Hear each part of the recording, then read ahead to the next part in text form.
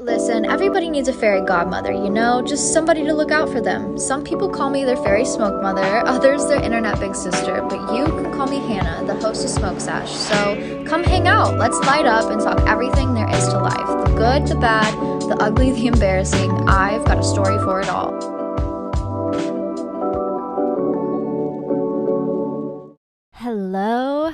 Hello, and welcome back to another fun and sexy little episode of the Smoke Sash podcast. You guys, I am back from vacation. I feel like genuinely I have been gone a month, maybe 2 months. My trip was so quick. I mean, it was a week.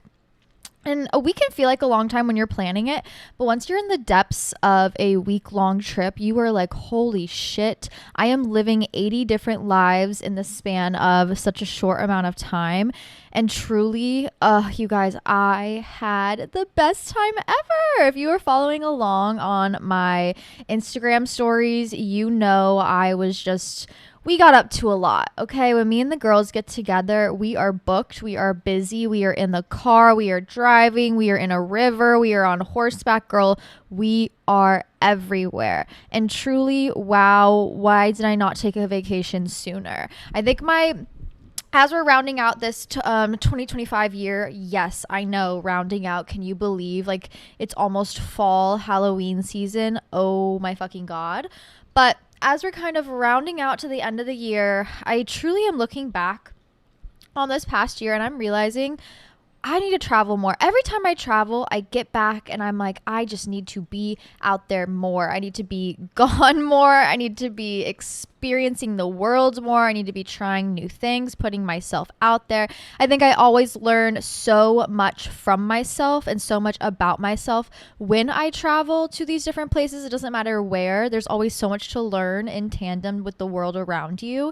And just escaping to the mountains and being in the country was exactly what I needed for this end of summer vacay. Oh my God, it was just so incredibly beautiful. I do have one more trip coming up before the end of the year. I'm going to Tokyo, which is going to be also so much fucking fun.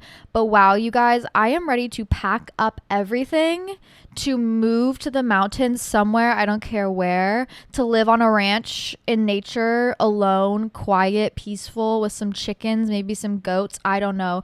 But I am ready to sell everything and just be in the woods with nature. And I'm so glad that that's exactly what I got during this trip. To be fair, if you need a little bit of whimsy, if you need a little bit of inspiration, a dose of positivity and hope for your life and for the end of summer, I think this is going to be a perfect episode for you guys because that is what I am bringing forth. That's kind of what I took from my trip. And this is going to be mostly a trip recap episode. So get yourself a snack, settle down, maybe have a little smoke, take a little drink, and let's get into it. So I went to Colorado with my friends. Colorado for me is just always such an easy trip because we live so close. We live so close to Colorado. It's only a 10-hour drive. You're like, girl, 10 hours? Truly, you're just driving through the plains most of the time. So you can kind of just like check out and make sure you're in the right lane and blast to Colorado pretty quickly. I have done trips to Colorado previously, one of which was with my parents in high school, which looking back, I was so miserable during this trip, but it was like the summer before my senior year of high school, and they had taken me out to the forest to go camping with them with zero cell service, and I had like a little situationship at the time. Talk about miserable. Truly, it was probably what I needed exactly at that time, and I look back with fondness of that trip, but I do know during that time I was like, why the fuck am I in the woods with no cell service with my parents? Like, what the fuck is going on? You know what I mean? So I've done kind of a trip like that, like in-depth camping trip. I've also done like more of a city trip, one could say, to Denver. Love my Denver girlies. I don't think that is a place that I would choose to live. It kind of does feel like one big shopping mall. Maybe I'm going to the wrong places and that's my bad. Very jealous you guys are that close to amazing, beautiful things. But this time around, we went to Boulder for 2 nights because it was near the Rocky Mountains in Estes Park. And then we spent 4 nights out in Basalt, which is close to Aspen. I know I was saying Aspen trip, but Aspen's fucking expensive, which we'll get into it. So we were just hoping to go near so we could get some of the beauty, be able to visit the town, and also just be a little bit further out of that city and more so in the mountains. Boulder was so incredibly beautiful. I didn't realize how cute of a little town it was. It is a college town, but you never would have guessed. Like, all of the college buildings are so gorgeous. They blend in perfectly with the scenery. I used to say all the time, because so back when I was in my rave era, whenever I needed like outfit inspo, I was either looking at the Australian girlies in their summer festival outfits because they are always on point, or I was looking at the CU Boulder sorority girls because they were big ravers and their outfits always ate. So I used to be like, oh my God, my biggest mistake in life was not going to CU Boulder, because I think I truly would have lived my best life there. But being there and actually seeing the campus, I was like, oh my God, I wish it was such a cute town. It was so close to everything. Everybody there was also really, really incredibly nice. I mean, the town is pretty hippy dippy, if I do say so myself, and hippies in their general thesis of life is like peace, love, care, you know what I mean? So of course they were kind, sweet people. But we stayed at a really, really nice hotel, which, oh my God, very impressed. It was the Moxie Hotel. If you need a place to stay in Boulder, 10s across the board, highly recommend. I think it's a Marriott Bonvoy hotel, but it was so cute and the service was incredible. We'll get into that in just a second.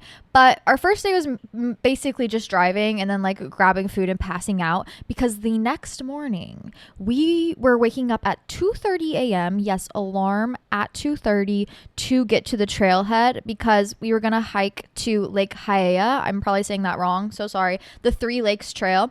And we did not book a timed entry pass, which timed entry when it comes to the national parks is very important, because they don't want a stampede of people going through these national parks, especially when they're so understaffed. They want to make sure that there's only like a certain amount of people out there. You can track them if they do get lost or anything bad happens. And also, like, nature isn't just getting trampled by a million kajillion people. So we did not have a timed entry pass, but lucky for us, the national parks do allow people into the park if you get there before 5 a.m. And we in Boulder were about an hour and a half from the trailhead, thus the 2:30 wake up call. So that shit went off bright and early. Oh my God, losing my mind. Somehow managed to slap on some makeup, got up, in the car, driving, amazing, beautiful, all the stars, wow, gorgeous. We pull up to the trailhead, pitch black outside, to the point where we have headlights strapped onto our faces, because if we did not have headlamps there, we would have had no clue where we were going. Now here's the thing. I am a hiker. I'm pretty athletic. I was born with very athletic genes. Thank you, parents. I appreciate that. My dad has always been a trail runner, a lifter, a runner in general, great stamina. My mom has always done like yoga, very flexible, they're both very athletic people. So I was born with those genes, thank God. But my friends, the friends I traveled with, I knew that this was going to test them a bit, because they're not as athletic as me, and like, no hate, love them endlessly. But I knew going up this mountain of like 1,000 feet of elevation, I was going to have to be like, no, we're almost there. And in the pitch black, that does make life a bit easier. But we start on this trailhead. I'm talking pitch black, to the point where we were walking past, coming down what we knew was a massive, beautiful, gorgeous lake. And we couldn't see it in the dark. We had no idea we were even hiking past any of these things, because it was so pitch black in the middle of these woods. And honestly, it was so gorgeous. I was having the time of my life. Like, it did kind of give Blair Witch Project with the headlamps in the pine needles. Like, someone could have popped up and killed us immediately. Yes, for sure. But it was 3 versus 1, I'm assuming what it would have been. So girls, we were deep in there, deep in those woods. My friend, listen, if you're going hiking, pack minimally. The one thing you really need is water, truly. So pack enough of that, maybe a little protein bar, of course, bear spray, but you don't need anything else outside of that. My friend, She packed what I would consider like a 4-year-old in her backpack. Like it probably weighed 75 pounds. So I'm dragging her up the side of this mountain. She's like, I can't do it. I can't do it, girls. I can't fucking do it. So I'm like, give me your backpack. I'll carry your backpack and mine. Just like keep pushing. You got this, girl. So I carried her backpack all the way up the mountain. It was beautiful because right when we were summiting, like the sun was starting to peek right over the mountains. You guys, my Instagram is going to be crazy this week with all the photos I took and like reels and videos. So please go follow at Hannah Marlene if you want to see what I was up to. But as soon as we started summiting, the sun was peeking over the mountains. There were some really like photogenic people out there who were like taking photos of the sun rising. I was like, oop, not to be in your way. We're making our way, trust. But what I love, if you ever go hiking, you have to use all trails. But what I love about all trails is it'll never tell you the truth. It won't. It'll be like, moderate hike. Girl, why am I climbing on all fours over boulders? Why am I like putting my life at risk over on a moderate trail? I can only imagine what these hard trails are like, which I do want to do in the future. I think it'd be so fun. But we were like climbing over boulders. I felt like I needed gear, you know. We were passing people who were like fully geared up, and we're just some girls in like cute outfits and a backpack, like truly trying to make the best of it. But we ended up getting to Lake Haeya right in time for sunrise. If you ever do that hike, I highly recommend just doing the sunrise hike. It is so worth it. I also feel like hiking in the dark was easier because I wasn't able to see how much further I was supposed to be going. So it was truly just like oh, well, I hope we're almost there. You know, I feel like sometimes when I can see the end, I'm like, oh my God, this is more painful. Like every step I take is more painful than if I just didn't know where I was going. So hiking in the dark was amazing. For me personally, I don't think my friends would agree.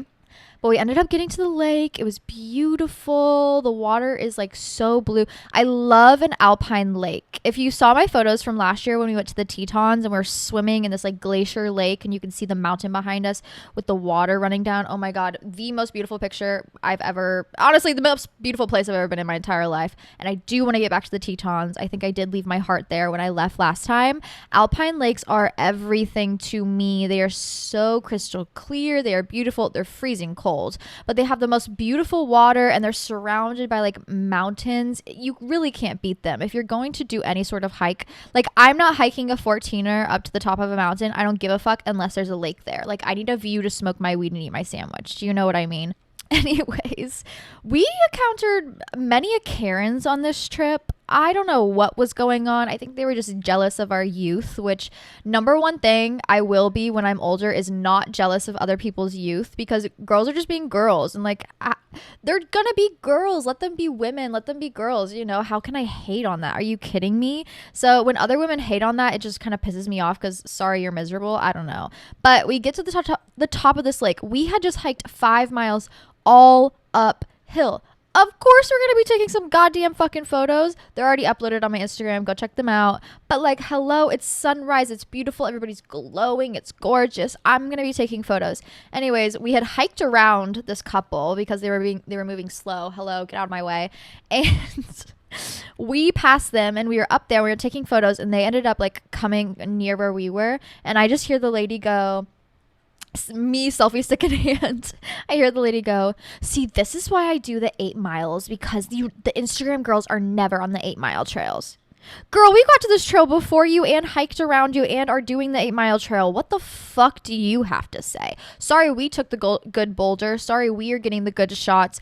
Bye. Stay miserable. Go ahead and hike back down that mountain. And best believe they did. They turned their asses around, hiked back down that mountain. Goodbye. Get out of my area. Because what do you mean? Hello. Once in a lifetime. I'm so hot right now. I just hiked how many goddamn miles up this fucking mountain. I'm going to get a good photo. And it's not like we were the only people there taking photos. I mean, there was only a handful of people there at that time, probably like 10 people, and they were all taking photos too. Girl, they just love to hate on a hot woman. I will say that, that's for sure.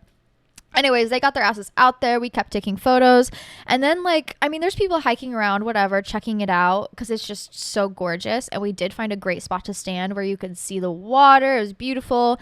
And these three guys hike up, and you're like, oh my God, starts to a horror story. No, no, no. I'm pretty good at feeling out energy, I would like to say. And, like, whenever a man shows up, I'm always going to be like, let me side eye them real quick. Let me check their energy. But these people seemed chill as fuck. Like, they were like doing their own thing over there. And the way they were talking to each other, I was like, it sounds like they don't know each other. I'm confused, whatever. But they approached us and they were like, hey, can we climb down to the boulder you're on, which is a massive rock, and like take some photos? We just want to get closer to the water. Thank you for asking permission instead of just walking up on three random women in the woods. Like, that's what I like to see. I could trust, yeah, whatever. Hike down here. We don't give a fuck. Like, there's plenty of room on this goddamn boulder. Hello. So they hike down there. I noticed this man is in black Nike Air Forces. Why the hell did you just summit this mountain at sunrise in black Nike Air Forces? Not prepared at all. Like, drawstring bag. There's these other two guys, and they were like, can you take a photo of us? Like, we traveled here from Canada. Hello. So the two of the guys knew each other. The other guy, they're like, yeah, we met in the parking lot. He's like, I'm on mushrooms and I didn't know where else to go, so I came here to go hiking. Bruh, you are on mushrooms in black Air Forces summiting this mountain, climbing up this mountain. Truly, I was impressed. I was like, oh my God, what the hell? Okay. And we needed good group photos too. So they took photos of us. We took photos of them. They gave us space. They sat down. They meditated. Very cutesy. I was like, this is really precious. Love this energy. And then, yeah, we started talking and the guy on mushrooms was like, oh my God, we are hiking up this mountain and I thought I saw a deer. I thought it was a deer, so I figured I could just pass, but it was a baby moose. And they had this on video. Since they were walking past the baby moose, the mom came out of the bushes and started like trampling towards him, legs flying as if she was going to stomp this motherfucker out. And he's on so many mushrooms. I looked into this man's eyes. They were pitch black, like that many mushrooms. I was like, and your ass didn't turn back around and head back down that mountain? What in the hell? Thank God we did not experience that. But oh my fucking God. Proud of you. Glad you survived. But please, you have no understanding for safety at all. But like, what the hell? It is 5:30 in the morning at this point in time. What is going on? What is our lives? What is happening? They ended up walking away, safe travels or whatever. And then we hiked back down the mountain and it was nice because we were finishing our hike. It was probably like 7 a.m. by the time we made it to the bottom of the mountain. And that's when the busloads of people were finally getting off the bus, getting dropped off. We were hiking past like hundreds of people who were hiking into the mountains. And I saw some interesting hiking fits. I saw a girl in platform Crocs and a sundress. And I was like, you know what? No hate. I'm not going to be a Karen. But like, that's high key impressive. Because I was fully suited and booted up. I'm talking North Face jacket, matching set, really nice hiking boots, hiking stick, backpack with water. Like, I was prepared and still I was struggling. So like, props to her for being able to do that. But what the hell? It was like a fever dream, truly. It was so beautiful though. I just need to get into hiking more.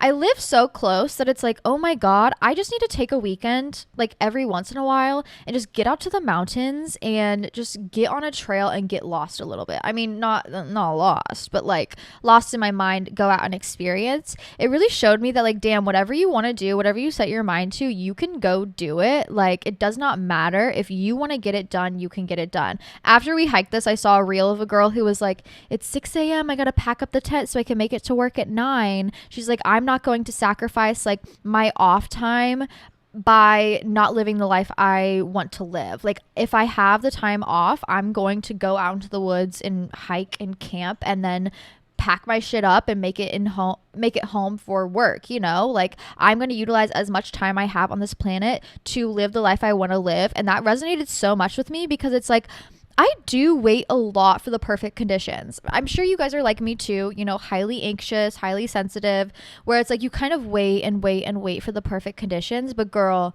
the time is nigh. Is that a saying? Girl, we have no more time to wait. There is no time to wait.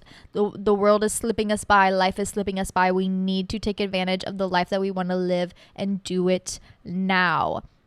So that was a big eye-opening moment of just like, god damn, I just summited a mountain, 8 miles total, 5 miles uphill in the pitch black, you know, fucking headlamp strapped on in the dark, living my best life, made it to the top of a mountain to an alpine lake at sunrise. Like, what is my life? What is going on? This is amazing. This is beautiful. Why am I not doing this more often? There's so many times during my trip where I was like, I'm so happy with where I am, but like, how can I do this more? Because it is so fulfilling right now. Like, I am living my best life. I'm enjoying my time. How can I do this more often? And it's like, oh, I could up and move my entire life to the mountains. Sure. But there's also other ways I could take advantage of it, just by like small weekend trips, just flying out there, car camping, whatever it is. Like, you can make it happen. Whatever you set your mind to, whatever you want to do, you can make it happen. Sure, sometimes it comes with a 2:30 wake up call. Sometimes it comes with like hiking in the dark. Sometimes it comes with like a 10-hour drive the day before. Whatever it is, like whatever you need to do, whatever you want to do, you can create that. You can do that, period. And this was all free.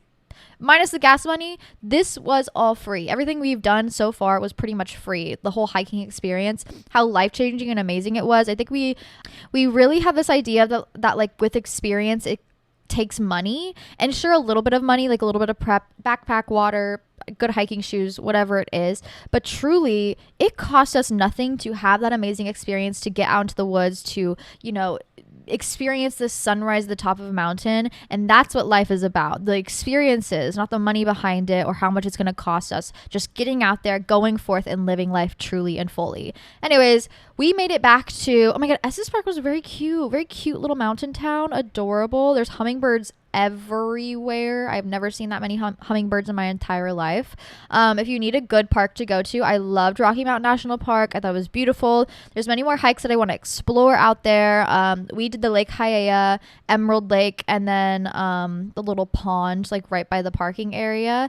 That was like the full hike. And I think it took us probably like, I think 4 hours total, but we did sit at the top of the mountain for at least an hour. And I mean, my beginner friends definitely had a bit of a harder time, but they did it. If they can do it, you can do it too. Don't hold yourself back. Go out there. I mean, don't go alone. Make sure people know where you are, but go out there. Go summit that mountain, bitch. You got this, truly. It built a lot of confidence within myself of like, okay, I can do this shit, you know? Like, I'm out here. I can do this. You know what I mean? Life is meant to be lived and experienced and enjoyed. Bitch, get the fuck out there and get to work, okay? Go summit that mountain. But we made it back to Boulder probably high-key, I think, by like 12:30. Like, we had already been up for 10, 12 hours by the time everybody else was just waking up. So we went back to the hotel, you know, showered, laid down because we were going to go out that night, passed out. And at like 3 o'clock, like mid-nap, we hear this knocking on the door, like bam, bam, bam. Like, who the hell is knocking on our door in the middle of the afternoon? What is going on? So my friend gets up, she goes to the door, she opens it up, she's like, hey, like, what's going on?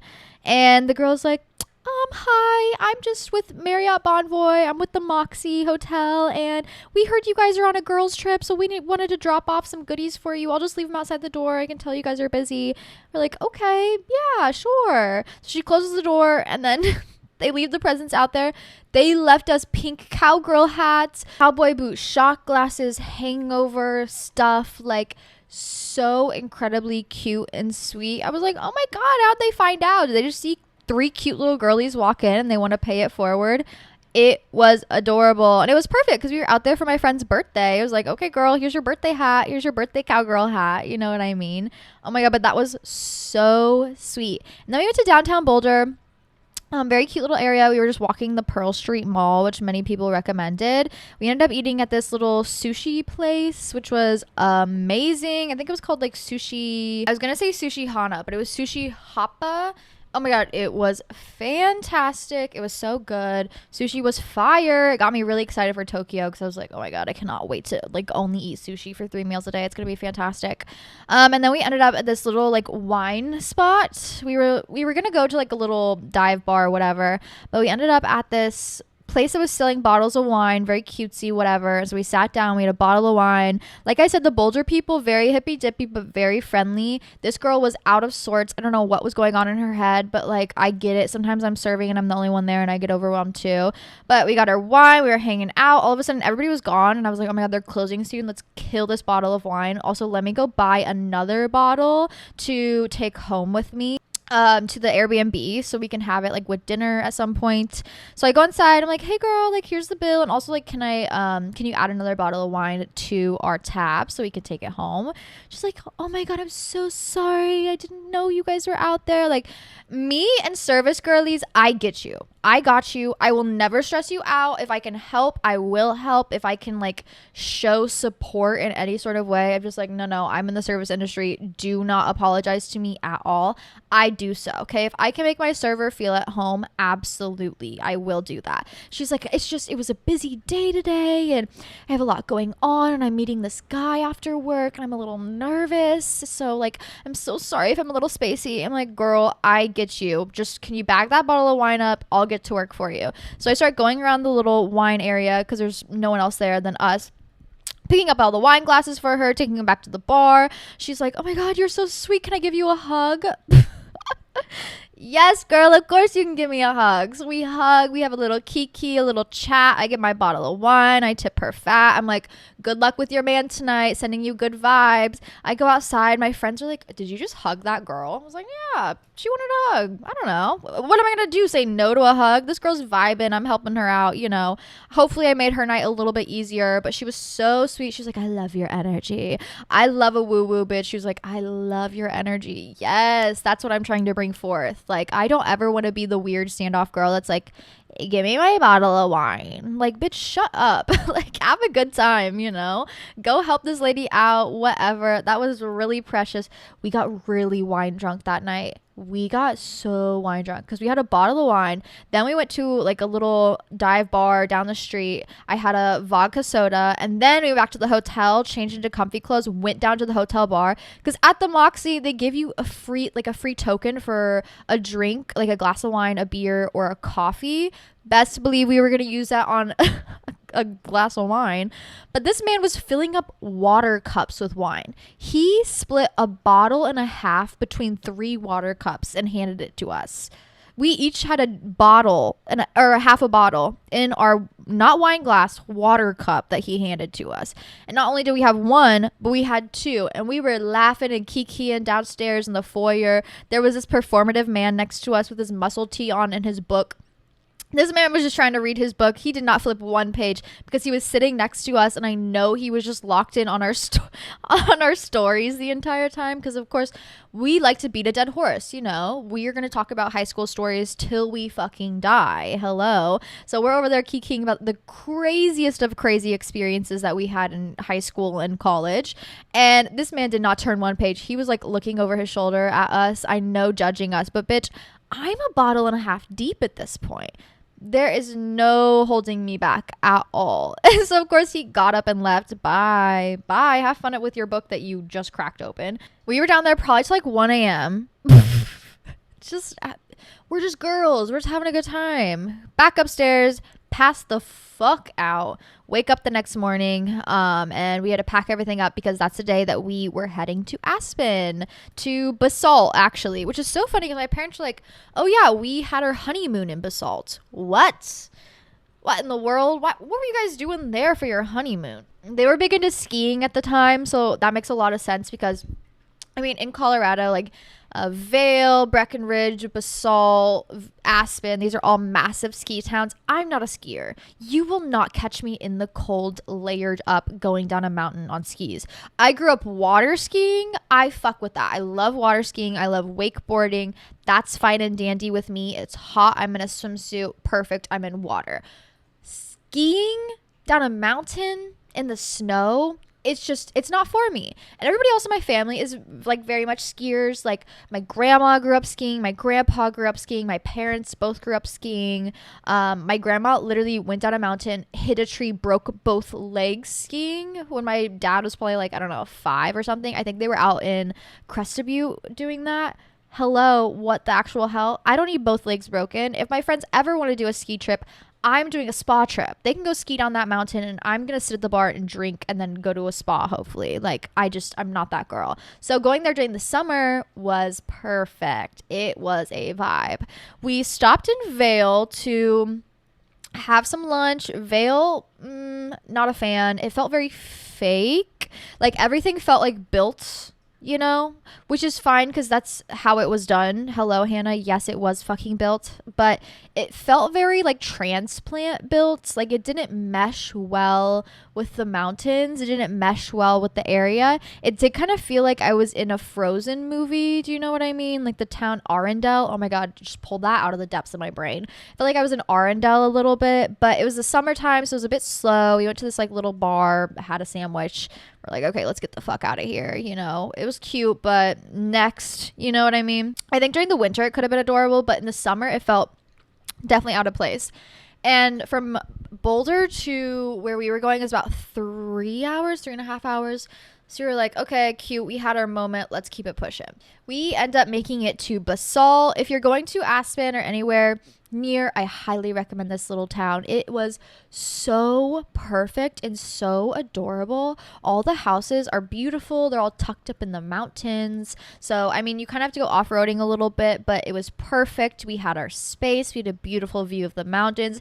It was genuinely breathtaking. We pulled up. There was a sunset happening. I was like, you guys, I need to go frolic. I need to go lay in the grass. I need to go like rejuvenate my heart chakra. I don't know what the fuck, but like, this is beautiful. I'm so lucky to be here. How gorgeous. There were apple trees surrounding the property. There was just like deer running through the fields. I was like, oh my God. Oh my God. Oh my God. This is where I need to live. I mean, this was probably a $3 million house just because of location. You know what I mean? Thank God Airbnb exists because I will never be owning a property like that. But wow, it was so beautiful. We got inside the house. It was a cool, crisp 90 degrees outside. We go in. It's hot. Turn that AC on, girls. There's no AC. There's no AC. There's no AC in the house. What do you mean? What do you mean there's no AC? And like, I'm not one to bitch about AC because when we were in Montana, we were staying in a little cabin. There was no AC, but like we were in the mountains. Like we did not need AC. You crack a window, it's 20 degrees at night. That's your AC. Yeah. Yeah. Now in the summer in Colorado, we're kind of in the mountains, more so in the prairies still. It was not cooling down that much, and they provided 2 fans. So, we were suffering a little bit, but that's okay. Country girls make do. You know what I mean? I'm not going to sit here and complain about no AC. Like, bitch, get over yourself. You're in the most beautiful area possible. I was willing to go sleep outside if I needed. It ended up working out well. I love these girls. They're so funny because, like, no matter where we are, we're all sleeping in the same bed. We are. In our little cabin in Montana, we drug the mattress from one bedroom into the other bedroom and all slept in the same room. That was mostly for safety purposes because we were out there alone, no gun. Like, we needed to be together for safety.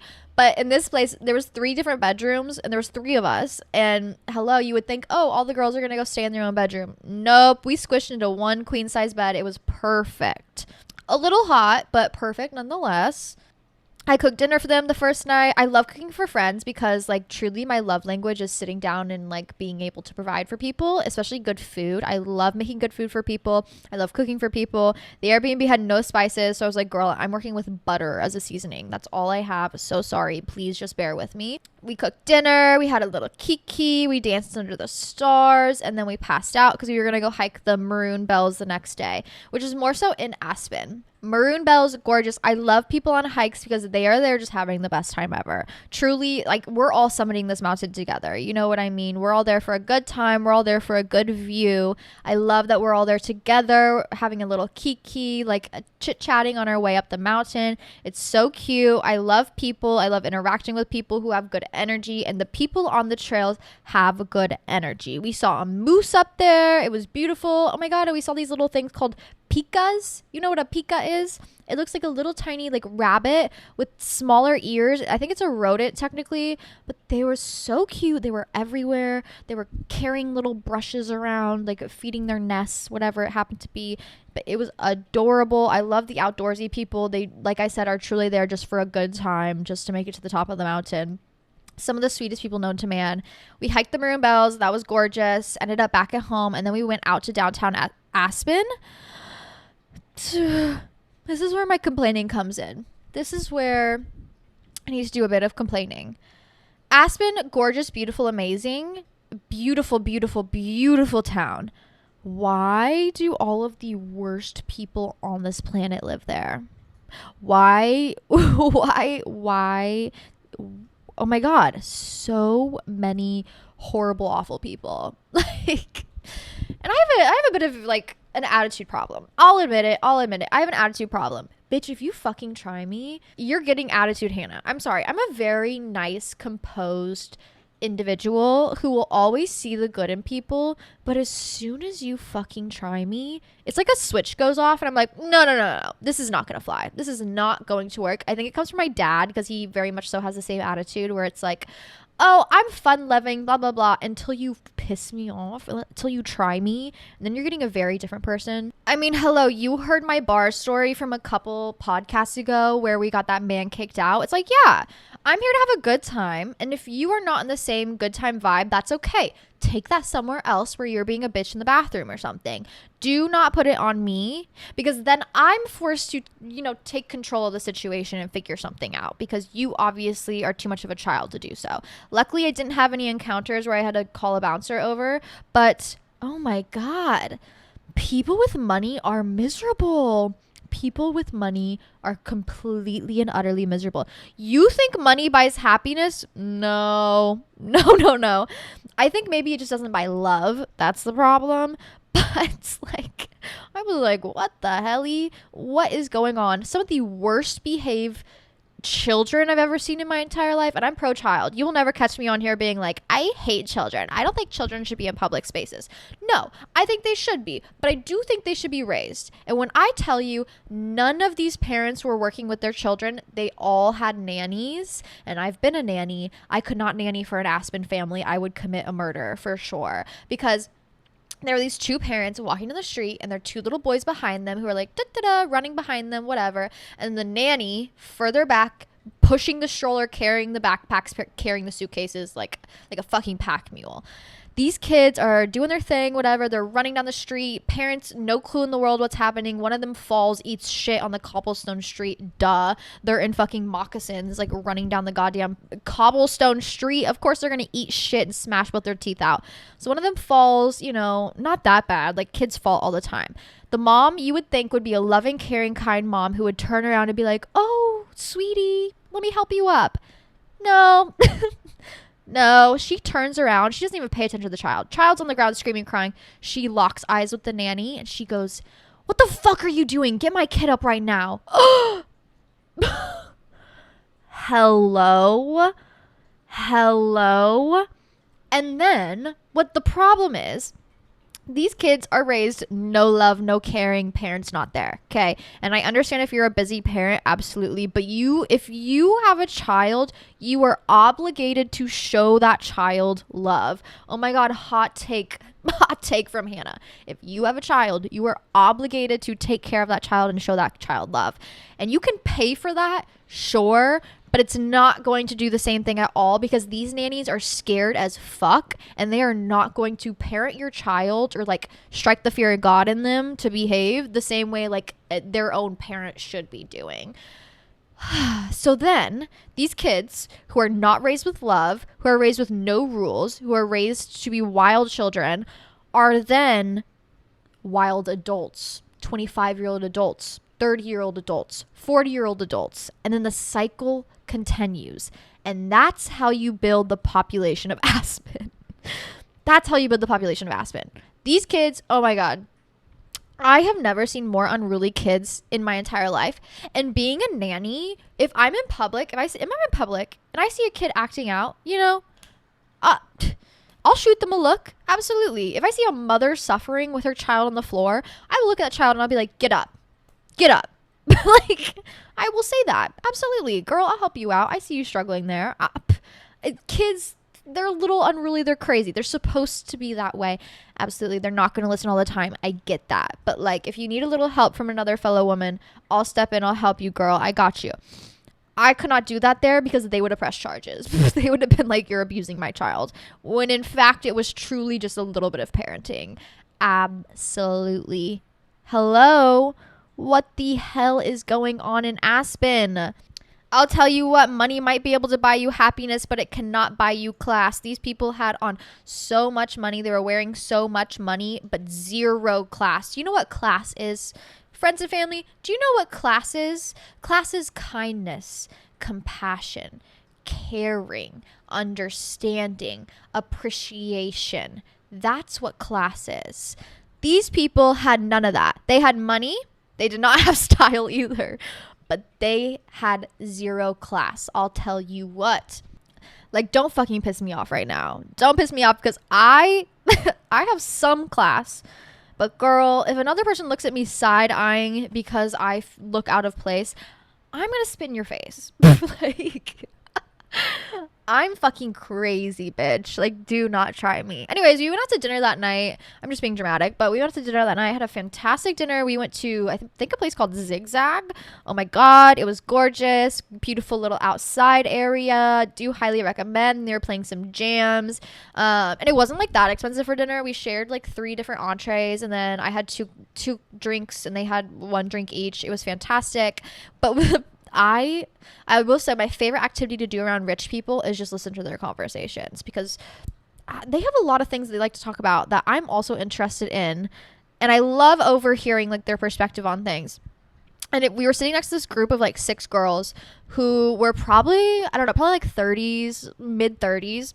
And all of them definitely came from money. I'm talking like oil money. They were doing everything on daddy's card, like running their businesses on daddy's card. And they were talking about like all of these different social media tactics and how they run their businesses. And I was like tucking hair behind ear. Let me listen in on this. Maybe I'll pick up a few tricks here and there. Like maybe they know more than me. Nope, they don't know more than me. Money cannot buy intelligence either, unfortunately. It was a hoot and a holler. I'll tell you what, girls, it was crazy. It truly was like, wow, what world do you come from? Because it is not planet Earth, that's for sure. But we had a great time. We had some great food. We had some steak frites, Caesar salad, little pizza action.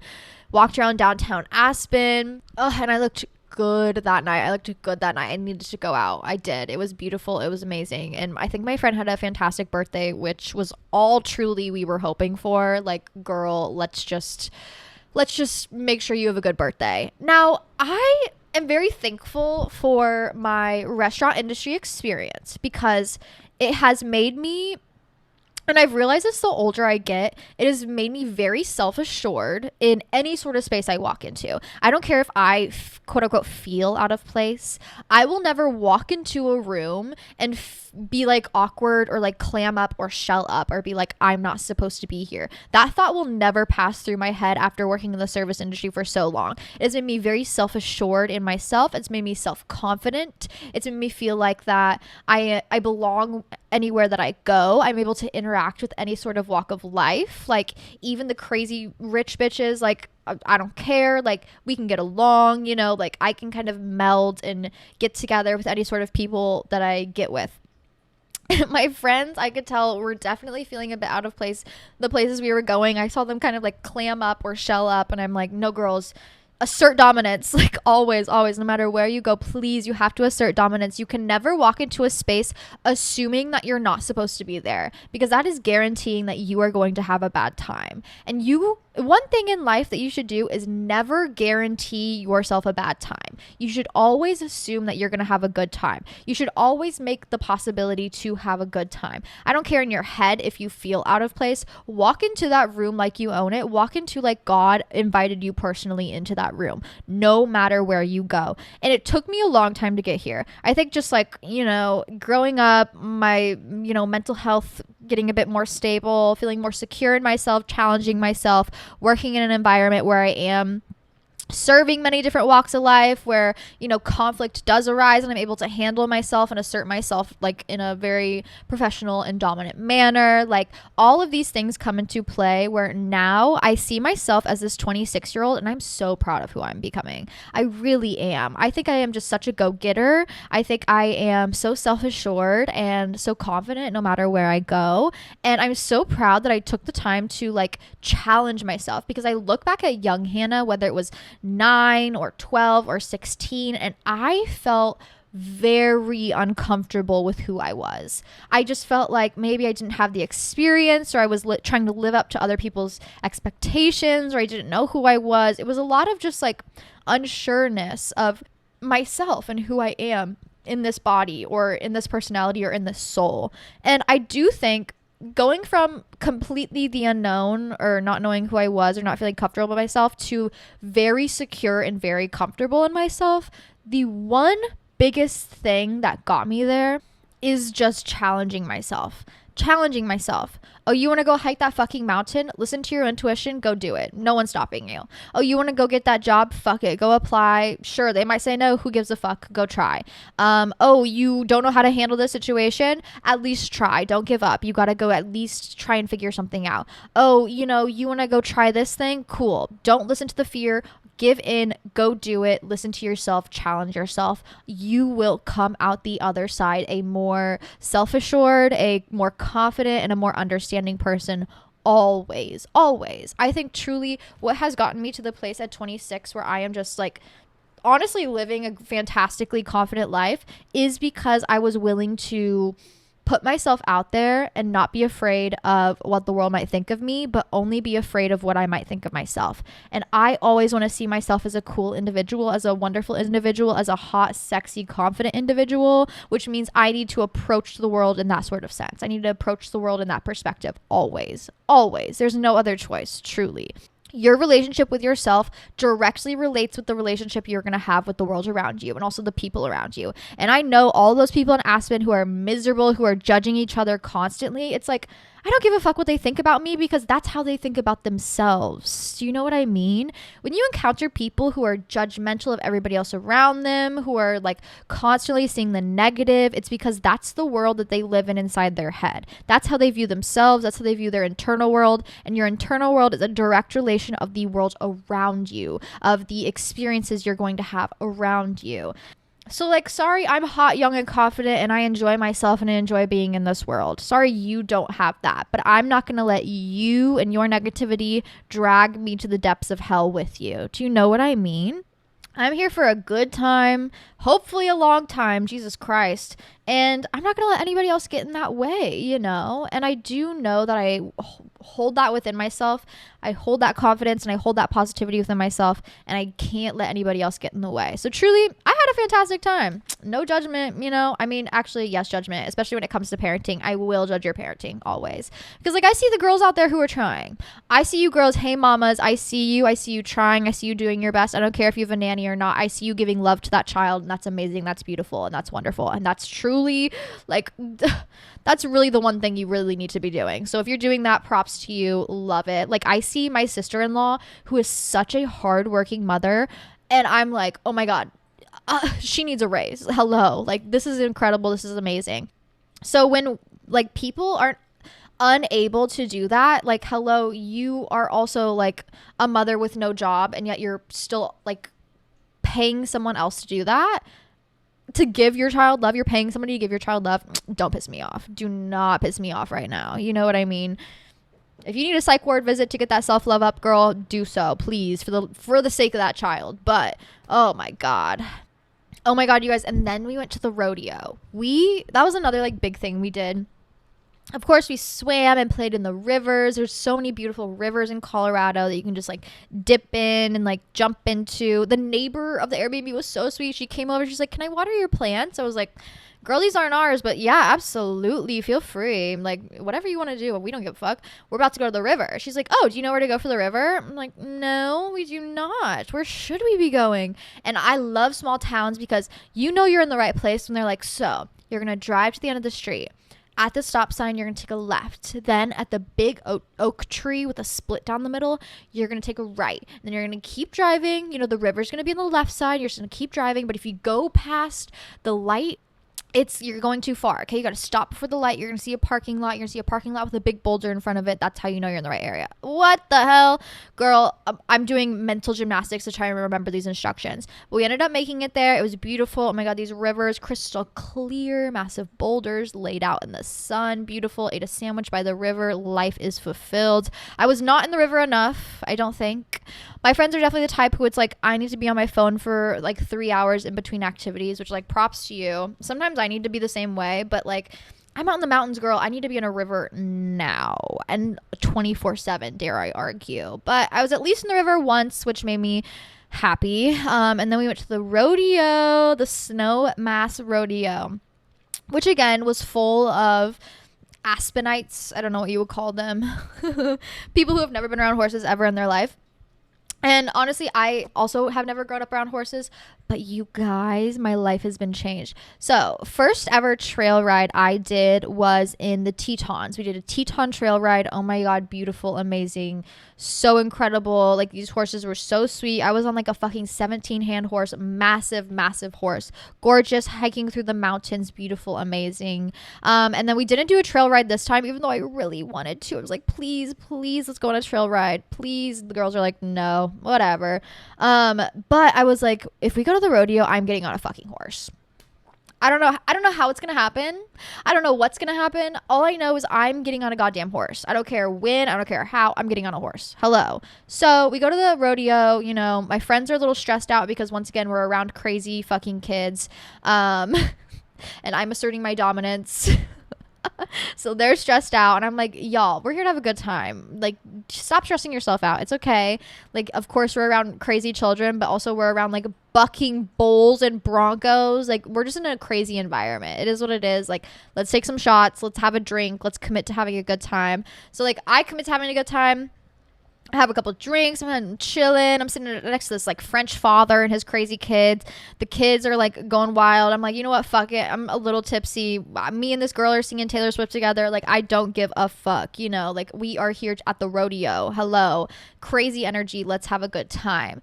These kids, oh my God, crazy. I love mutton busting. It's hilarious. You ever seen a kid on the back of a sheep going 100 miles an hour? Hilarious. And at first, like, we went to the rodeo in the Tetons, and first rodeo you go to, you're like, this doesn't feel right. This doesn't feel right. I feel like PETA should be here. I feel like I should be in a fur coat with like a can of red paint, pouring it on myself in the middle of the rodeo.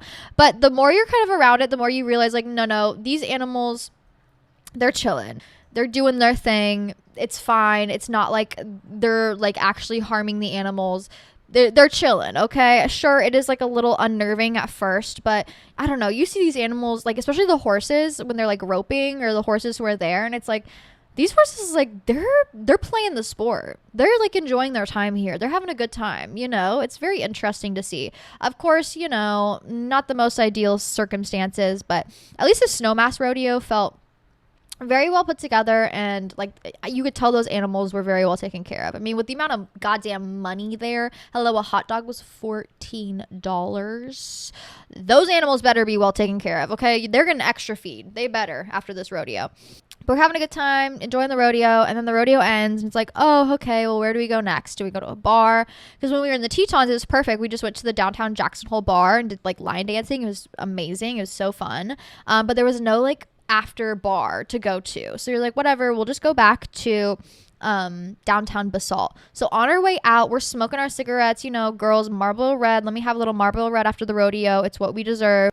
We're smoking and we're passing all the horse trailers, and like one of the cowboys, he's probably like 60, I don't know, with his wife in the car already, he was like, hey, can I borrow a cigarette? We're like, oh, yeah. But here's the thing. You as a woman who purchased those cigarettes, you never give a cigarette away for free. Barter and trade, always. You always barter and trade. There's always an opportunity to barter and trade, especially with a cowboy. So we were joking, but we were like, oh, yeah, we can have a cigarette if we can pet your horse. He's like, well, you can just get on the horse. What? What do you mean I can just get on the horse? What do you mean? We're like, oh, oh, that's so funny. Here's your cigarette, whatever. He's like, no. Gets the reins, pulls this horse out of the goddamn trailers, like, hop on. And I'm supposed to say no? Manifested, truly manifested. I hop on this horse. He's pulling us around in circles. He's like, all right, who's next? We all get on the fucking horse. We're having a little kiki, a little laugh, a little ha-ha. This like 6-year-old cowboy, he's like, whatever.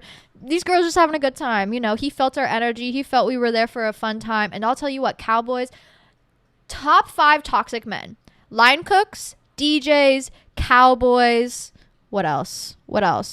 I don't know. I can't think of the other 2. I'm sure they're out there. But my top 3 toxic men for the day, line cooks, DJs, and cowboys. Cowboys are players.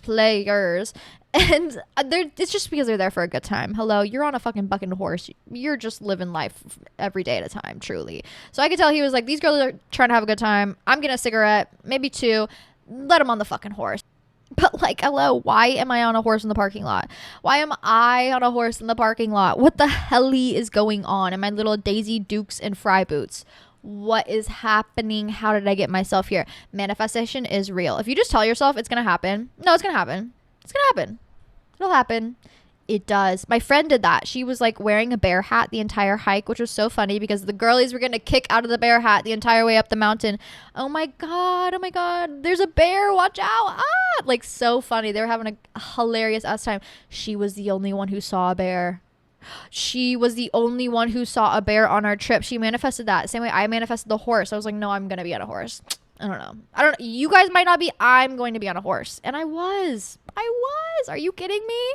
After that, I literally emailed a ranch here and I'm starting horseback riding lessons. I'm not even fucking. You guys, I'm not playing. I'm starting horseback riding lessons. Once again, one life to live. If you feel the urge, if you want to go do something, do it. We need to be living life to the fullest. We need to be taking up every hobby possible. And I've always loved horses. I've always been a horse girl. Have I grown up on horses? No. Have I grown up around horses? No. But I've always felt called to them. And I remember my parents, they forced me to do piano from the ages of like, I don't know, probably like 5 till I graduated high school. So I was doing piano for years and years and years. And it was every week, sometimes twice a week at 7 a.m. Actually, I think it was every Tuesdays and Thursdays at 7 a.m. And I did competition piano and it was horrible and it was awful and I hated piano. Even though I was like really good at it, I was like, I don't fuck with this. Like I'm just doing it to appease my parents. But I don't really fuck with it. So one summer I was like, okay, I don't want to do piano anymore, but I will do it for this summer if you start giving me, if you start taking me to horseback riding lessons. I think I was probably like 10. Once again, barter system. I was 10 and I was like, listen, I'll do it for this summer, but can I start doing horseback riding lessons? And my parents were like, yeah, definitely. We'll get you those horseback riding lessons. Absolutely. So I'm like, okay. Every lesson I go to in piano, I'm 10 years old. I'm like, I'm doing this for the horses. Did I ever get those horseback riding lessons? No, I did not. Nope. My parents were like, we're not doing that. It's too expensive. Fuck. So now that I'm an adult and I'm like, I've always loved horses. I've always wanted to be around horses. I've always wanted to learn how to ride them and just to be around them and feel safe and comfortable and understanding of them. I'm buying myself some goddamn riding lessons. Hello. I'm doing it. I'm doing private lessons. I just signed up. I'm waiting on a call from the trainer. But literally, I'm like, I have to do it. I love it. I love being on horseback. I love the freedom of it. I love the understanding of it. I love challenging myself. I love trying new things. Life's too goddamn short. Put me on a horse. Period. Oh my God, but it was so fucking fun. It was so fun. And that was kind of our last day. The next day, we were just cleaning up the Airbnb, sticking our toes in the river, going on a drive around the area. Basalt is so gorgeous. I will say my favorite thing about Aspen is seeing the houses. We were driving up in the hills past these bajillion-dollar houses. I'm talking like $55 million houses. And my favorite thing to do, especially in rich neighborhoods, is take a drive around and judge your house. Because if you're that rich, you can afford a $55 million house and you don't have taste, if you don't have at least some wildflowers out front, I'm judging you. Yes, you should be taxed. Tax them more, actually, for having bad taste and being that rich, high key. So that's some of our favorite things to do, and just drive around, see the houses, check things out, drive around, see the scenery, see some little cows, some little farms. Basalt was so cute. I want to go back with my lover so we can go skinny dipping in the river because, like I said, my girls are not outdoor girls, and when I get outside, I'm turning feral. High key, I'm naked in the river immediately. The feralness comes out of me. I was born and raised in the fucking forest, okay? I was born next to the woods, running around, thousands of ticks every summer, building forts, tree forts, our currency as children were pebbles, you know what I mean? I was born an outdoors child. I was a summer baby. Like, we were outside 24/7. So it's so nice when I'm an adult and I get to like revert back to that state where it's like, no, let's build a fort in the forest, because that's what life's about. Hello, I need to appease the little child inside of me. I need to appease her. And like, now that we are an adult, I've kind of realized this. Like, I've spent most of my 20s like waiting. I don't know what for. I think maybe just like, when we're younger, we do know that the longer we wait, the more secure we start to feel, because life is set up for us, you know. It's like, okay, we'll just make it through the school year, then you have the summer. We have that to look forward to. Or just make it through this year, we're almost out of middle school, then we're in high school. We have something set up. The waiting actually pays off because life is, you know, set up for us. But then we get all of this freedom, and you would think that would be a blessing, but when you're born waiting, you continue to wait. And that's what I've realized I've been doing all of my early 20s, of just like, well, you know, everything I ask for will come to me, you know, it'll just come to me. I just gotta wait. I'm waiting for perfect timing. I'm waiting to have the right amount of money. I'm waiting to be in the perfect mindset. I'm waiting. And guess what? Waiting does not pay off. Waiting is not what we're supposed to be doing, girl. You're sitting here looking for the perfect environment for everything to be right while your life is slipping you by. We need to be taking advantage of every single day. What is one lesson today can teach you? What is one thing you can take from today that can make it positive? What is one way you can make your life positive today? No more waiting. No more. I realized how easy the trip was to come together. Sure, we spent some money, whatever. But like, I started getting videos on TikTok about like Mazda car camping, because I drive a Mazda, like how to set up car camping in your Mazda. I'm like, oh my God, I could just take off for 3 days into the mountains. I could. Why the fuck am I not doing that? Why am I not living my life to its fullest potential? Why am I not going on more hikes? Why am I not on horseback? Why am I not taking these classes? Why am I not in the gym getting my stamina up? Why am I not doing these things that I know in my heart I want to do? And instead I am just sitting here doing nothing. It is excruciating. And I'm tired of fucking waiting. I am. Life is meant to be lived and enjoyed and taken advantage of right now. And I also think I started reading this book while I was on this trip. And if you guys need a good book to read, if you need a dose of hope and inspiration and just feeling more connected to nature, you know, it's the end of the summer, I think this is a perfect book to be reading. I got almost halfway through on my trip, which is incredible. It's called Braiding Sweetgrass. It's actually the book of the month with my Patreon girlies. Please come join the Patreon. We have so much fun over there. We do a book club book every month. And it is so fucking good. It is so incredibly good. Every chapter I finished, I was in the back of the car sobbing, like actually tears streaming down my face. And my friends are like, oh my God, are you back there reading a book? Yes, girl. And this book is changing my life. It's incredible. Here's a little recap of what it's about. As a botanist, Robin Wall Kammerer, I probably butchered that last name, has been trained to ask questions of nature with tools of science. As a member of the citizen Potawatomi Nation, she embraces the notion that plants and animals are our oldest teachers. In Braiding Sweetgrass, Kammerer brings these lenses of knowledge together to show that the awakening of a wider ecological consciousness requires the acknowledgement and celebration of a reciprocal relationship with the rest of the living world. For only when we can hear the languages of other beings are we capable of understanding the generosity of the earth and learning to give our own gifts in return. What the fuck? We really fucked up. You know what? The Native Americans had everything right. They did. The way they view the world, the way they interact with the world, the way they give and take and receive, and just how they treat the earth around us, and the way they just don't take life or any living being for granted is so beautiful. And truly, this has provided me so much inspiration of just like looking at the little things and taking appreciation, not overlooking how much care and time and work it takes and should take to put into beautiful things or beautiful food or beautiful experiences, and just really getting out there and learning to live life side by side with nature. I think it's so beautiful. This is such an amazing book. I love it. It is probably one of my most favorite reads recently, and I think it's going to be my top read of 2025. But if you need a good book to read, please read this. I think it really put into perspective and brought a lot of whimsy to my trip as well. It brought a lot of knowledge of just like, wow, what a beautiful world we do live in. How much we take for granted of just like driving through a beautiful landscape and still looking down at our phones, like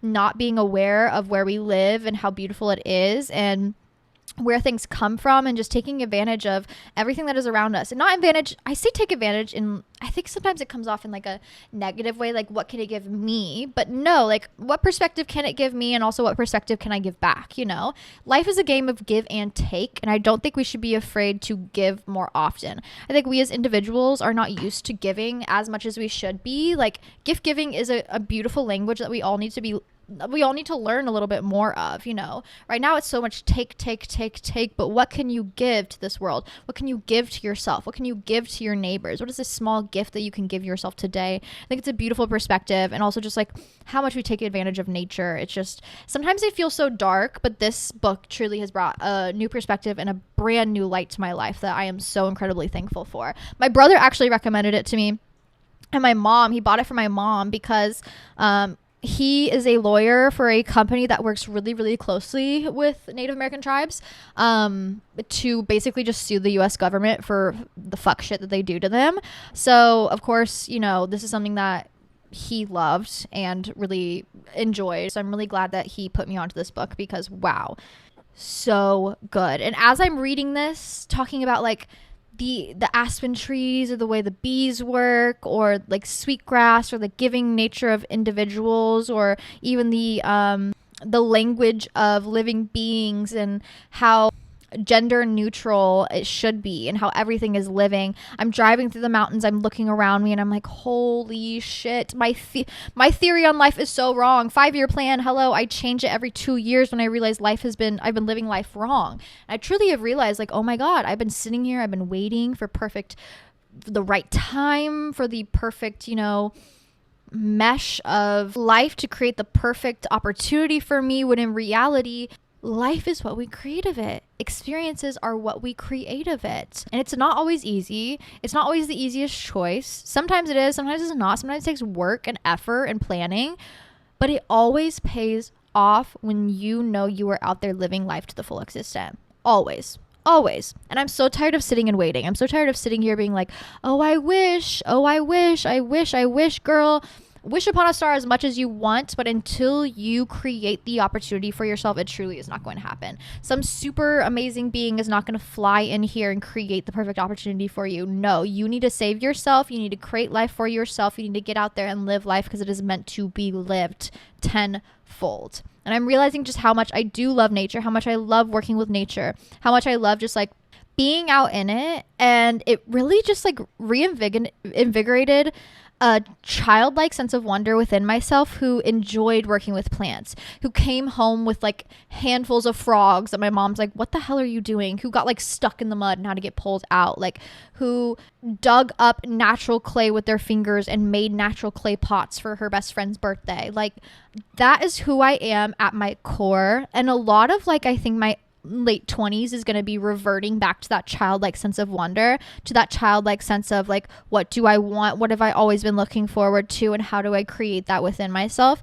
And I'm so glad that this trip brought it out in me, like good or bad. I'm so glad that it brought out just that side of like, wow, I'm doing everything that I wanted to be doing, but I need to do it more often. I need to feed that side of myself more often. I need to get out there and take advantage of life more often and just be one with nature as much as I possibly can be, because I do know how much joy and pleasure that it brings to my life. So I'm just so thankful for this trip and all the perspectives that it's brought me. But you guys, wow, life truly is out there to be lived. You know, sometimes you have to run away to find yourself, and every time I take a summer trip, I always am like, I feel like I'm running away from myself, but also like I'm shedding so many layers to the point where I feel almost like nude and naked in a very vulnerable sense, where I'm forced to kind of reckon with myself and reckon with like what I want to do. And I took that Yellowstone Tetons trip last year with all of my friends, and it truly was so inspiring that I was kind of like waiting for that moment again, and waiting all year. Like it was so whimsical and wonderful,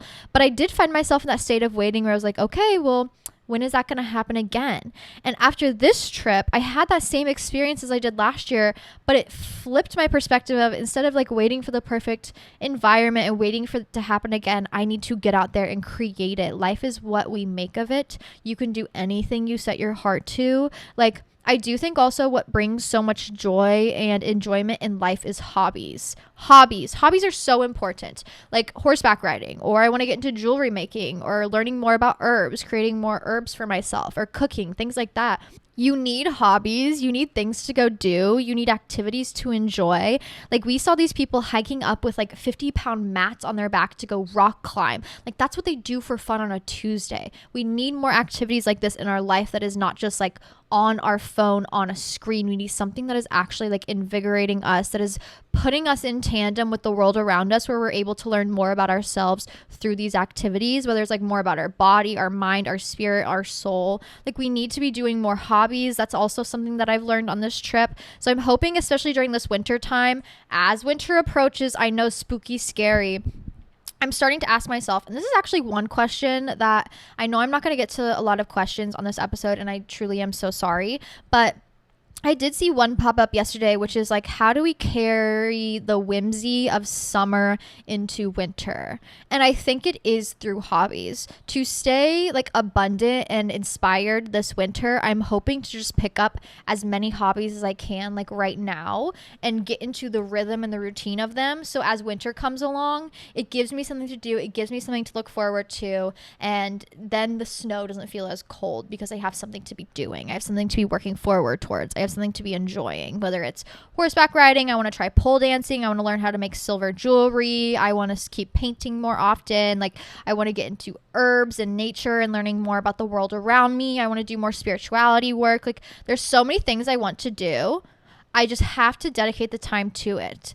And I do think, especially with the rise of technology and the rise of like AI and the AI world, you need to understand that all of that is a distraction. I know I work like in a very technology world, and I do think you can take really amazing benefits from it. Like I love a podcast in the background while I'm painting. Like don't get me wrong, I love music. I think music is beautiful in the background of something that I'm doing, like driving through the mountains. Amazing. I just shared like my August playlist with you guys on Patreon, connecting with you guys, having a community, you know, realizing the world maybe isn't so small as we believe it is. I think there are beautiful sides to technology the same way there's good and bad to everything, but I think the negative of just like scrolling,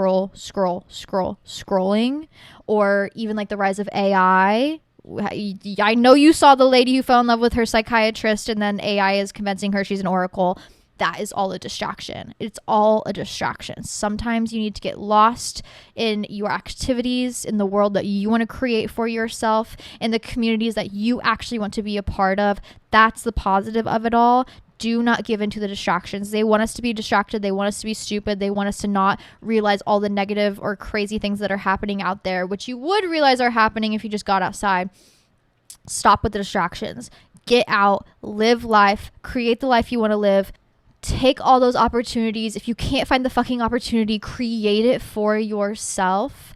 All the dreamers also that I've run into, especially during my travels, who are people who are living a life that I'm like, wow, that's amazing. That's wonderful. Like very jealous, high key, and jealousy. Use it to drive you. Don't use it to shut yourself down. These are people who always dare to dream, who also like see their dream clearly in their head for what it is, and they don't back down. These are not people who waited for the right circumstances to come by, you know, oh, maybe this will happen, maybe. No, there's no maybe. It's, I know what I want. I know what I want to do, and I'm going after it tenfold. It may take 10 years. It may take 2. It may take 2 weeks. Who knows? Who cares about the timeline? Fuck the timeline. What can you do right now to take one step closer to that dream life that you want to live? Honestly, truly. That's how those dreamers become reality. That's how those big dreams or big ideas become reality. And I do think anything that you have an idea of in your head, you can create in front of you. I think that's one big thing that art has taught me of as well, where it's like, sure, you have to know the fundamentals, but anything that you dream or conspire of in your head, you can metabolize in the real world. I think the biggest lesson that I learned that through was when I was in art school my freshman year. They challenged us to take like abstract photos of things, and then from that abstract photo to make a 6 foot by 6 foot, yes, 6 foot by 6 foot or bigger, minimum 6 foot by 6 foot sculpture of that abstract photo. And we had to do it in like 2 days. And it was like, what the hell is he asking me? Like, how am I going to do this? There were no other thoughts in my head except for like, get it done, do it to the best of your ability. And I remember creating this thing, this beautiful, massive sculpture, which like really just like, I don't know, sucked you in a room. It was so beautiful. I was so impressed by myself that I was able to create that. That like, those are the lessons that are important. You know, whatever you can dream of in your head, no matter how big you think it might be, you can always metabolize that into the real world. If you are able to think of it, you are able to create it tenfold. Never doubt yourself. Never look down on yourself. Always build self-confidence. Always test yourself. Always trying to strengthen that relationship within yourself. Because if you have a strong relationship to yourself, a strong belief in yourself, a strong understanding in yourself, you have a stronger connection to the world around you. The universe will say yes more often. The people who it's like, oh my God, I feel like the universe is saying no, no, no, no to me 24/7. It's because you're saying no to yourself. You're doubting yourself. You're not actually taking advantage of the world around you. Sometimes bad luck happens. I get it. We're getting out of a retrograde. Trust me, I get it. But we're out of the retrograde now. We're free. The world is opened up to us completely. You've learned your lessons. You've taken those lessons from those retrograde. How are you going to apply it? How are you going to take advantage of your life? How do you want to end 2025? That's what I urge you to think of, you know? Because I do think especially it's so hard in your young 20s where everything feels so new and wide and open and vast, and you are basically a baby deer on these really shaky legs. It's hard to do so. But I do think that everybody has that drive and that power in themselves to get out there and to learn side by side in life and to create those opportunities for yourself. How bad do you want it? Truly. And everybody has different dreams. My dream, sure, go run away to the mountains, live in the mountains on horseback. That's my dream. You're like, bitch, that's crazy. But like, I'm also with friends. I travel with friends who it's like, my friend's dream is to become a nursing anesthesiologist. Okay, she didn't get in the first year. Fuck it. She's going to keep trying. She's going to keep trying. Oh my gosh, she gets in. Now she's not giving up. She's doing the best she can. She's getting those grades because she knows what she wants. She knows the path in front of her and she will not give it up for anything. I don't care what you want. I don't care what your dream is. Your one thing in this life is to not put that dream aside for anything else. To listen to yourself, to listen to your heart, and to go after it tenfold. You owe it to yourself. You do. And I know this fully because like I carry the young girl with me who wanted nothing more than to not be here constantly with me. She is with me at all times and I am living for her 24/7. You have to look back at these past versions of yourself and ask yourself like, what can I do for them? How can I help them through this world? How can I help myself now through this world? How can I help future version of myself through this world?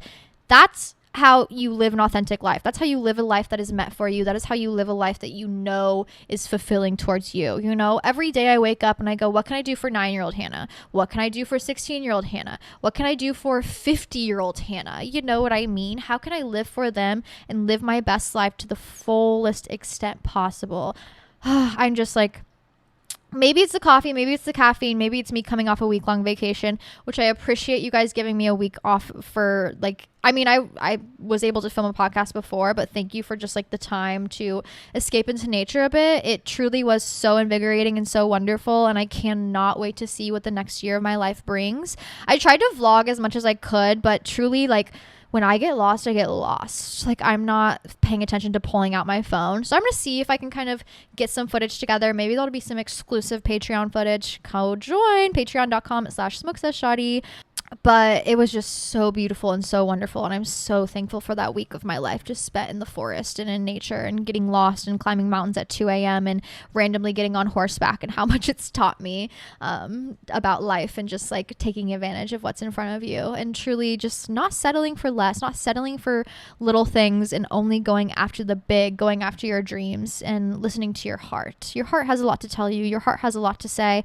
And I think we are kind of conditioned to ignore our heart a lot. At least I was. It's what I'm learning the most, is just like my heart always tells me a lot, and sometimes it can be overwhelming because I'm a very emotionally sensitive individual, but like your sensitivity and your emotions are important. It's important to listen to. They are telling you something. It's important to understand where it's coming from and like what lesson or what message is trying to give you in that moment. Your heart is always speaking to you.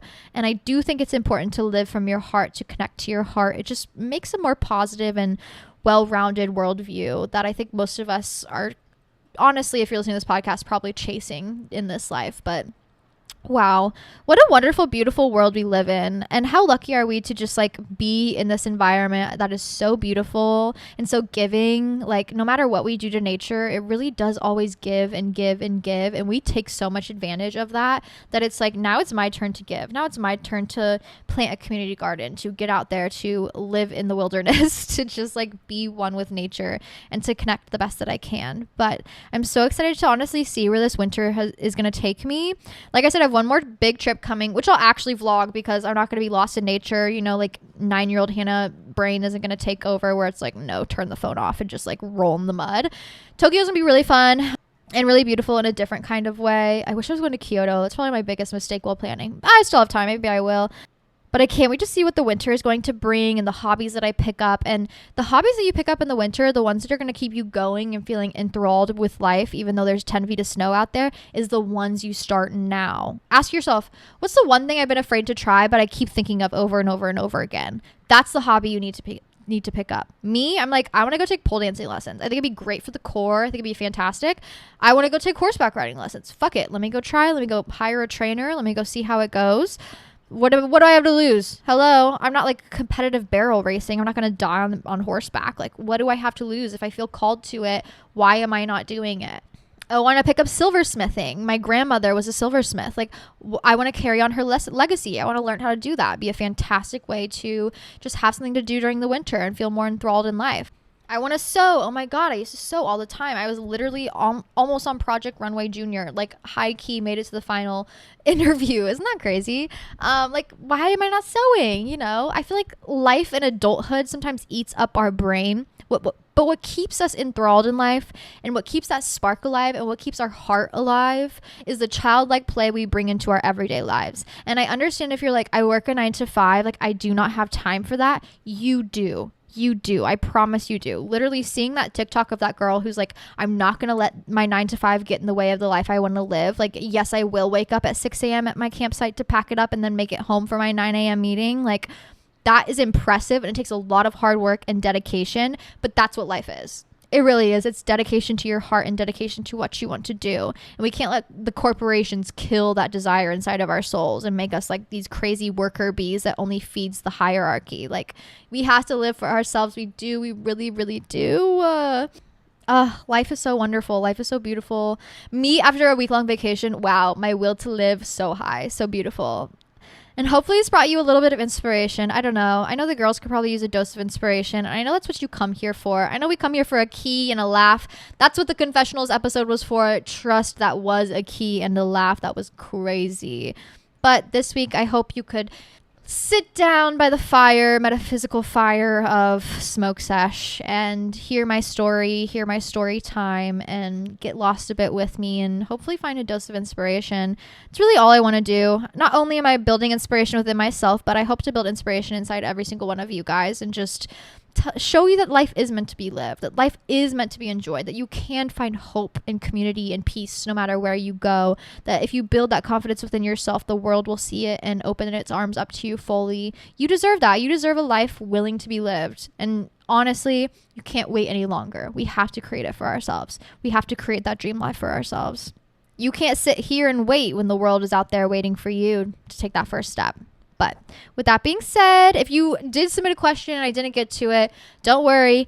Every week on the Patreon, I answer every single one of your questions. Yes, every single one. So submit your question there. Join the Patreon, patreon.com/smokeseshawty. I always upload a Patreon Q&A on Wednesdays where you can comment your question. And I do go through every single one of those on Thursday for a Patreon exclusive only podcast.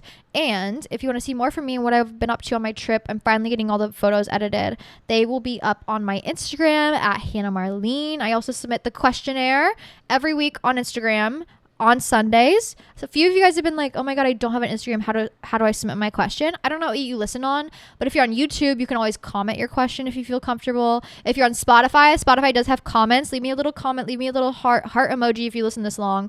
But you can always comment your question there if you feel comfortable doing so. Or I've had some people email me questions. That works as well. And if you want to submit a call-in, I had some people submit call-ins this week. Don't worry, I'll get to them next week. Next week will be a usual regular Smoke Sesh episode, don't worry, but I love hearing your guys' voice. If you want to submit a call in on Instagram, you can DM me a voice message. It's very simple. Go to message on Instagram, message me at Hannah Marlene.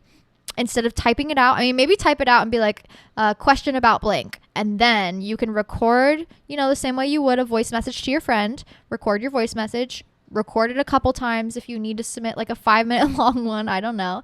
And then just send it to me. It'll be there. I'll be able to re-listen to it. I'll be able to also record it for this podcast. But I love hearing your guys' voice. I love being here with you guys every single week. Thank you for giving me the space and the opportunity to get a little bit lost in the forest. I hope what I learned, I'm able to then extend to you guys and provide a bit of inspiration to you guys. I cannot wait to see where this life takes us and how we take advantage of this life going forward. I cannot wait for 2026. I cannot wait for the rest of the year brings us. 2025 moved kind of slow for me, but now it's moving very, very fast. There's a lot coming up, so I'm very excited to share with you guys everything that I have planned. I'm always giving back to you guys. That is my one goal in this life, is to just give you gifts, because you guys give me the endless gift and joy of being able to do this. So if there's anything you want to see from me, let me know below. But more vlogs coming soon. I'm getting my belly button pierced. I've decided life's too short. I need to get my belly button pierced. So hopefully that'll be the next vlog, and that'll be on YouTube, Hannah Marlene 444. But with that being said, I love you all so much. Get out there. Life is waiting for you. You need to take that first step forward. You need to get out there and create that dream life for yourself. Anything that you think of, you can create for yourself tenfold. Always. I believe in you, and I love you. And I hope you stay sane, stay sexy, and I'll see you all so soon. Mwah!